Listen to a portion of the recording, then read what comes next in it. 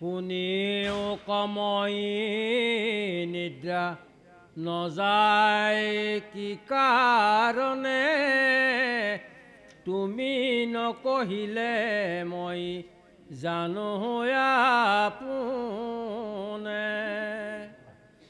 মুকবৰি আচন্ত ৰুক্মিণী বৰণ নাৰী প্ৰাণ জান্তে আন কন ভজে মোক এৰি পিতৃমাতৃগণেও মোহক দিবে প্ৰতি জ্ঞাতি মিত্ৰ আনিয়া লৈলে ক অনুমতি অৰুক্ম নামে পাপিষ্ঠেকে বধিবে ক মোক শিশু পালে নিব খোজে মোহৰ ভাই যাক ঊৰ্ধ্ববাহু কৰি হেৰা কৰো অংগীকাৰ জীৱা ৰাজা গণ আখি সখা হবে তাৰ সবাকে উপেক্ষী হৰি আনিবু ৰুক্মিণী কাষ্ঠৰ মাজৰ পৰা অগ্নিশিখা যেনি সৰ্বাংগ সুন্দৰী সৰ্ব গুণে সুলক্ষণী মোতেকে একান্তে অৰ্পি আছে প্ৰাণ খানি হেন জানি কোন সতে তেজীবু সুন্দৰী ভক্ত কতে জন্তে মোৰ প্ৰাণ যাই চাৰে হে ৰামে হি বুলি বিপ্ৰক বুলন্ত যদুপতি বিবাহ নক্ষত্ৰ মিলে পৰশুই ৰাতি শীঘ্ৰে চলো বুলি দাৰু কক মাতি আনি ৰথ সাজি আনাৱা দেখিলা চক্ৰপাণি ভগৱন্ত কৃষ্ণ তত্বৰ মনৰ ভাৱনা যে শুনিও ক মই নিদ্ৰা নযাওঁ কি কাৰণে তুমি নকহিলে মই জানোহো আপোনে কাৰ আগত প্ৰকাশ কৰিছে বেদনিধিৰ আগত প্ৰকাশ কৰিছে যে সেই বেদনিধি মই যে নিদ্ৰা মানে ৰাতি শুব পৰা নাই এই কথাখিনি মুকবৰি আচন্ত ৰুক্মিণী বৰ নাৰী প্ৰাণ জানতে আনক নভজে মোক এৰি তুমি নকলেও এই কথাখিনি মই ইতিমধ্যে জানোৱে যে ৰুক্মিণীয়ে মোৰ বাহিৰে বেলেগ কাৰো কথা চিন্তা কৰা নাই পিতৃ মাতৃগণেও মোহকে দিবে প্ৰতি পিতৃ মাতৃয়েও মোৰ প্ৰতিয়ে তেওঁলোকৰ কন্যাক দিবৰ ইচ্ছা জ্ঞাতি মিত্ৰ আনিয়া লৈলে ক অনুমতি বংশ পৰিয়ালক মাতি আনি তেওঁলোকৰ পৰাও অনুমতি লৈছে সকলোৱে মোৰ প্ৰতিয়ে আঙুলিটো টোৱাইছে কিন্তু ৰুক্ম নামে পাপিষ্ঠেকে বাধিলে ক মোক শিশু পালে নিব খোজে মোহৰ ভাৰ্যাক যে তেওঁৰ ভাতৃ ৰুক্ম বীৰেহে মোৰ প্ৰতি কেৱল বাধা হৈ থিয় দিছে আৰু তেওঁৰ বন্ধু চেদিৰাজ্যৰ ৰজা শিশুপালৰ প্ৰতিহে ৰুক্মিণীক দিবৰ বাবে ইচ্ছা প্ৰকাশ কৰিছে গতিকে মই বাহু কৰি হেৰা কৰোঁ অংগীকাৰ জীৱা ৰাজা গণ আখি সখা হবে তাৰ সবাকে উপেক্ষী হৰি আনিব ৰুক্মিণী কাষ্ঠৰ মাজৰ পৰা অগ্নিশিখা যেনেকৈ কাঠৰ মাজতেই অগ্নিশিখা প্ৰজ্বলিত হয় আমি সকলোৱে দেখা পাওঁ ঠিক তেনেকৈ সমস্তৰে উপস্থিতিতে আমি সেই ৰুক্মিণীক তেওঁলোকৰ মাজৰ পৰা আমি শৰণ কৰি লৈ আহিম। কিয়নো ৰুক্মিণী সৰ্বাংগ সুন্দৰী, সৰ্বগুণে সুলক্ষিণী, আৰু মোতেহে একান্তে অৰ্পি আছে প্ৰাণখানি, হেন জানি কোনহতে তেজিবু সুন্দৰী, ভক্তক তেজন্তে মূৰ প্ৰাণ যায় চৰি। গতিকে ভক্তৰ প্ৰতি আমি সদয় হৈ তেৰাক উদ্ধাৰৰ বাবে আমি তুৰন্তে কুণ্ডিল যাত্ৰা আৰম্ভ কৰিব লাগে। এহি বুলি বিপ্ৰক বুলন্ত যদুপতি, বিবাহ নক্ষত্ৰ মিলে পৰশুই ৰাতি। পৰহি দিনা মানে পৰহিলৈ বিবাহৰ যোগ আছে। সেইকাৰণে শীঘ্ৰে চলো বুলি দাৰুকক মাতি আনি, তেওঁৰ ৰথৰ সাৰথীৰ নাম হ'ল দাৰুক, দাৰুকক মাতি আনি ৰথ সাজু কৰিবৰ বাবে ভগৱন্ত পুৰুষে নিৰ্দেশ প্ৰদান কৰিছে। তাৰ পাছত কৃষ্ণৰ বচন শুনি সাৰথি দাৰুক, শব্য সুগ্ৰীৱ মেঘ পুষ্ট বলাশক, এহি চাৰি ঘোঁৰা ৰথ সাজিয়াতে খনে, অস্ত্ৰে শস্ত্ৰে বস্ত্ৰে ছত্ৰে কাঞ্চন ভূষণে, গৰুড়ৰ ধ্বজা নিয়া আগতে চৰাইলা, নমস্কাৰ কৰি নিয়া কৃষ্ণ যোগাইলা, ৰথ দেখিতে খনে উঠিল দেৱ হৰি, পাঞ্চ জন্য শংখ ফুংকিলা ৰংগ কৰি, ব্ৰাহ্মণক ৰথত তুলিলা আংকুৱালি, আগ কৰি পাছত বখিলা বনমালী, সাৰথিক বুলন্ত ডাকিও শীঘ্ৰ কৰি, যেন একদিনে পাওঁ কুণ্ডিল নগৰী। ভগৱন্ত পুৰুষে সাৰথি দাৰুকক কৈছে যে মোৰ ৰথখনৰ চাৰিটি ঘোঁৰা নাম হ'ল শব্য, সুগ্ৰীৱ, মেঘপুষ্ট আৰু বলাহ। এই চাৰিওটি মোৰ অতি মৰমৰ ঘোঁৰাক ৰথৰ সৈতে সাজু কৰা, আৰু ভগৱন্ত পুৰুষেও অস্ত্ৰ শস্ত্ৰ সুসজ্জিত কৰি ৰথত গৰুড়ৰ পতাকা আগফালে লগাই ৰথত ভগৱন্ত নিজে উঠিছে, আৰু লগতে ব্ৰাহ্মণক তুলি লৈ ব্ৰাহ্মণক আগত বহুৱাই ভগৱন্ত নিজে ৰথৰ পাছত বহিছে, মানে ব্ৰাহ্মণতকৈ অকণমান পাছত আসন গ্ৰহণ কৰিছে। আৰু ভগৱন্তই লৈ ফুৰা যি পাঞ্চজন্য শংখ, এই শংখত ধ্বনি তুলিছে আনন্দ মনেৰে। আৰু সাৰথি দাৰুকক কৈছে যে তুমি এনেকৈ ৰথ আগবঢ়াই নিয়া যাতে একেদিনাই গৈ আমি কুণ্ডিলত উপস্থিত হ'ব পাৰোঁ।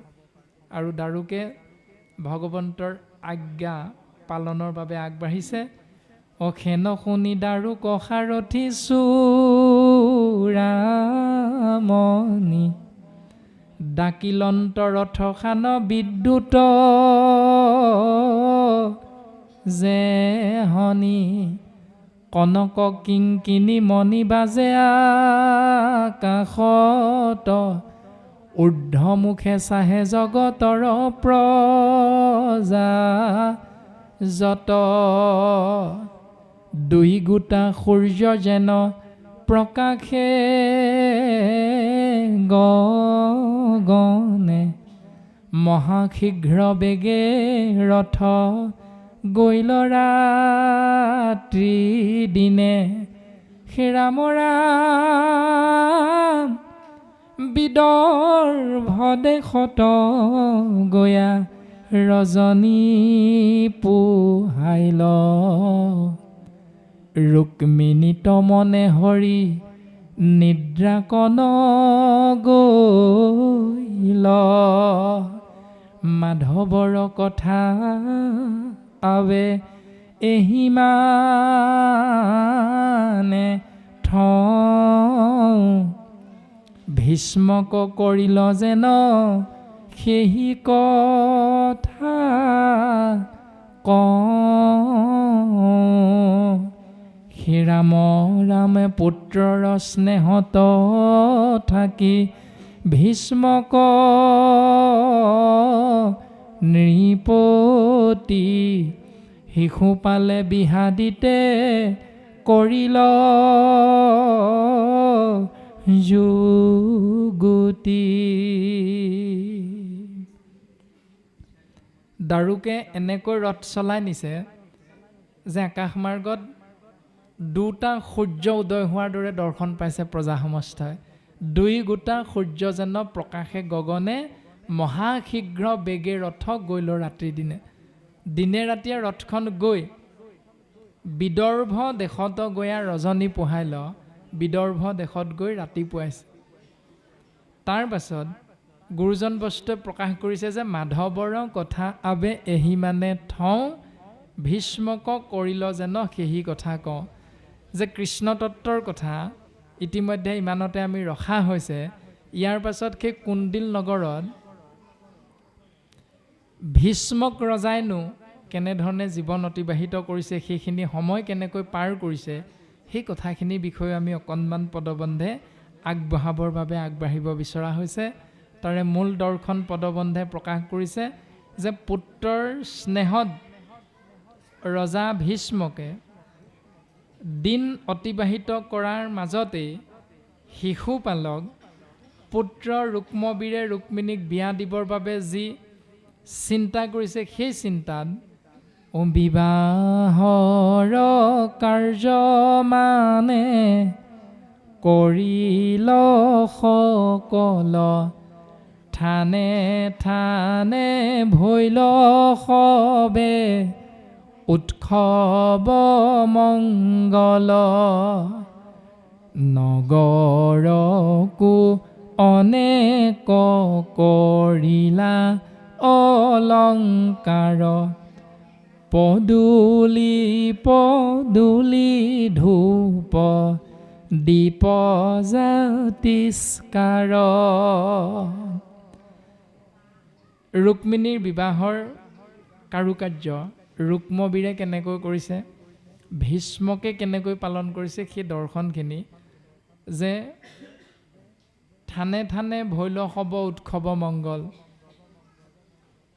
বিভিন্ন স্থানত এটা এটা উৎসৱৰ দৰে নীতি নিয়মখিনি পালন কৰা হৈছে আৰু গোটেই নগৰখন বিভিন্ন অলংকাৰ আৰু প্ৰত্যেক গৃহৰ পদূলিয়ে পদূলিয়ে ধূপ দীপ আদি সুগন্ধিযুক্ত দ্ৰব্যৰ দ্বাৰা সমস্ত নগৰখন চালে চকুৰোৱা মন মনোৰোহা জাতিষ্কাৰ হৈ আছে।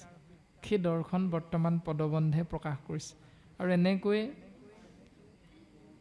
স্বৰ্গৰ দেৱৰাজ ইন্দ্ৰৰ যি অমৰাৱতী, সেই অমৰাৱতীতকৈও সুন্দৰভাৱে কণ্ডিল নগৰখন ৰুক্মিণীৰ জ্যেষ্ঠ ভাতৃ ৰুক্মবীৰে সজাই পৰাই তুলিছে।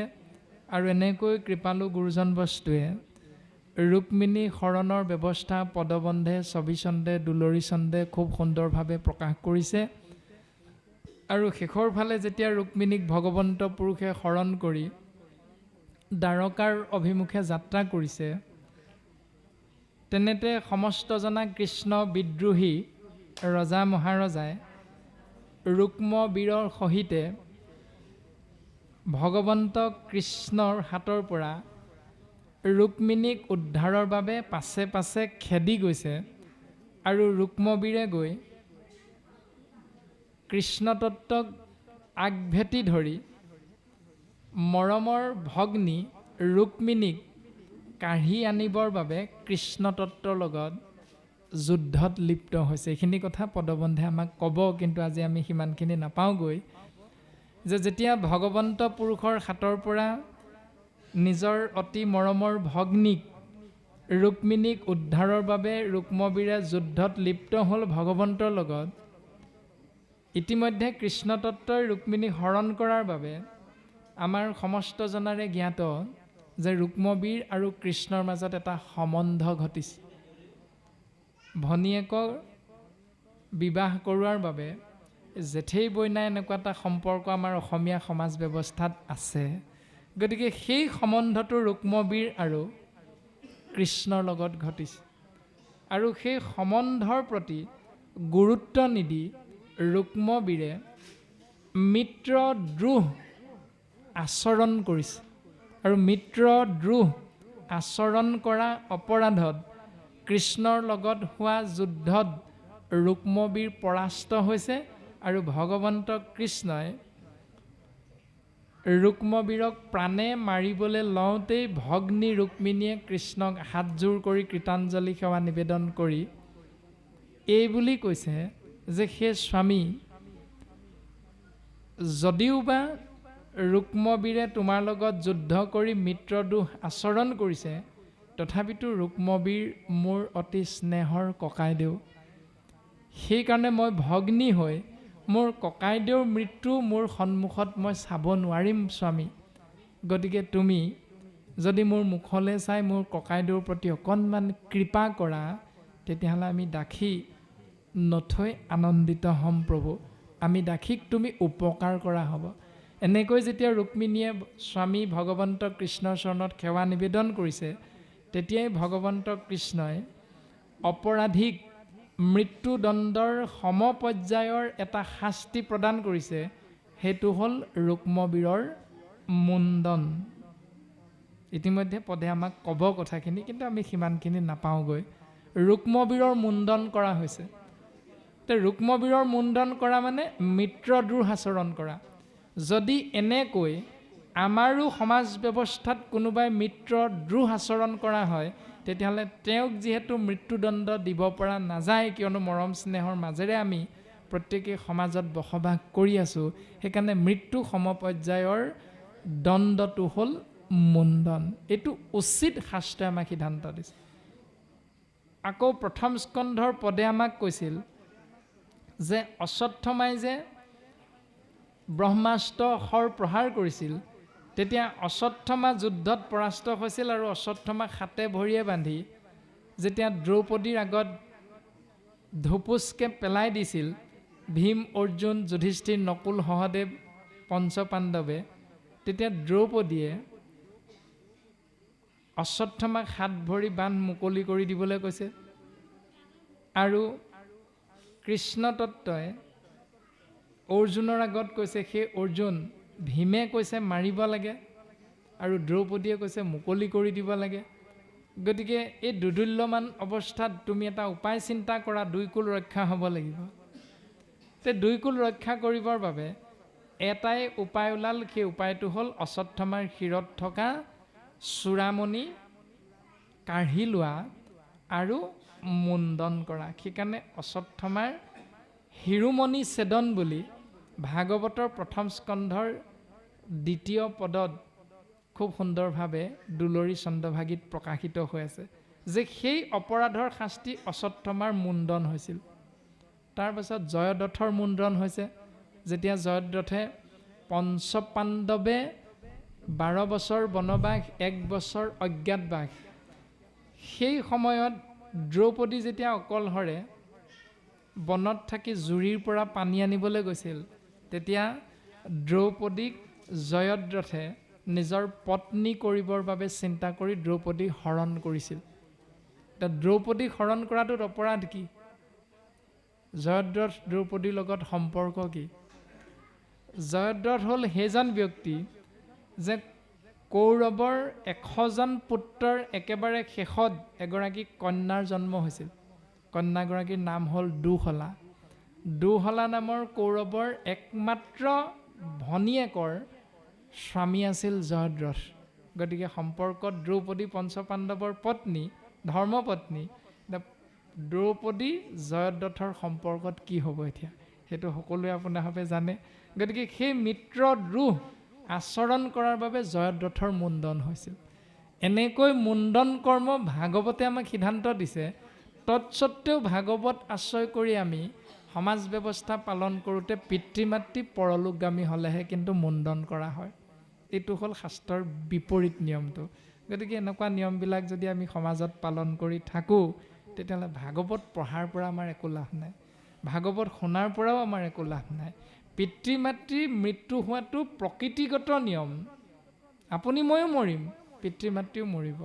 পিতৃ মাতৃক আপুনি মই মাৰ মাৰি মৰা নাই, গালি সপনি পাৰি মৰা নাই। এইটো প্ৰকৃতিগত এটা নিয়ম। জন্ম হ'লে শৰীৰ তত্ত্বত সোমাই নিজৰ উপস্থিতিৰ উমান দিয়া 25 নম্বৰ তত্ত্ব জীৱ আত্মা এই সংসাৰৰ পৰা এদিন যাবগৈ সময় হ'লে। এইটো সকলোৰে ক্ষেত্ৰত আছে। এইটোক লৈ আপুনি আমি মুণ্ডন কৰাৰ দৰে এটা কৰ্ম শাস্ত্ৰই এবাৰো আমাক কোৱা নাই। গতিকে নোকোৱা এটা নিয়ম আপুনি মই পূৰ্বপুৰুষৰ পৰা চলি আছে বুলিয়ে আপুনি মই যে পালন কৰিব লাগিব এইটো নহয়। শাস্ত্ৰই কৈছে কটু মন্দ মতি শাস্ত্ৰ নকৰে বিচাৰ, কৰৈ কুল ধৰ্ম পূৰ্বপুৰুষ আচাৰ। তাৰপিছত বৈবাহিক কৰ্মবিলাক প্ৰায় দিনত হয়, কিন্তু বৈবাহিক কৰ্মবিলাক আমাৰ সমাজ ব্যৱস্থাত ৰাতি হয়। এতিয়া ৰাতি হোৱাৰো এটা কাৰণ আছিল যে যেতিয়া আমাৰ দেশখন ব্ৰিটিছে শাসন কৰি আছিল, ইষ্ট ইণ্ডিয়া কোম্পানীয়ে অসমত শাসন চলাই আছিল, সেই তেতিয়াৰ পৰা সেই সময়খিনিত ধুনীয়া ধুনীয়া গাভৰুবিলাকক ধৰি লৈ যোৱা এটা নিয়ম আছিল। সেইকাৰণে তেওঁলোকৰ পৰা পিতৃ মাতৃয়ে সন্তানক ৰক্ষা কৰিবৰ বাবে ৰাতি আন্ধাৰৰ সুযোগ লৈ বিয়া পতা এটা নিয়ম এটা সময়ত প্ৰচলিত আছিল। এইটো শুদ্ধ কথা। আৰু এই প্ৰচলিত নিয়মটোকে কালক্ৰমত আপুনি আমি ৰাতিহে বৈবাহিক কাৰ্য হয় বুলি আপুনি মই ধাৰণা কৰি সেই নিয়মটোকে পালন কৰিবলৈ লোৱা হ'ল। এই ৰাতি বিয়া পতা নিয়মটো হ'ল পৈশাচিক বিবাহ, অৰ্থাৎ পিশাচবিলাকেহে, ভূত প্ৰেতবিলাকেহে ৰাতি, অসুৰবিলাকেহে ৰাতি বিয়া কৰায়। কিন্তু প্ৰকৃততে বৈবাহিক কাৰ্যৰ দৰে এটা মাংগলিক অনুষ্ঠান দিনৰ ভাগতেই হ'ব লাগে। আৰু সেইটো বৰ্তমান শ্ৰীমন্ত শংকৰদেৱ সংঘৰ নেতৃত্বত সেই নিয়মটো বৰ্তমান পালন হ'বলৈ গৈ আছে আৰু বৰ্তমান পালন হৈ থকাত দেখা গৈছে। কিন্তু বাকী সমাজ ব্যৱস্থাত এই নিয়মটো অকণমান এতিয়াও সেই আগৰ নিয়মটোকে চলি আছে।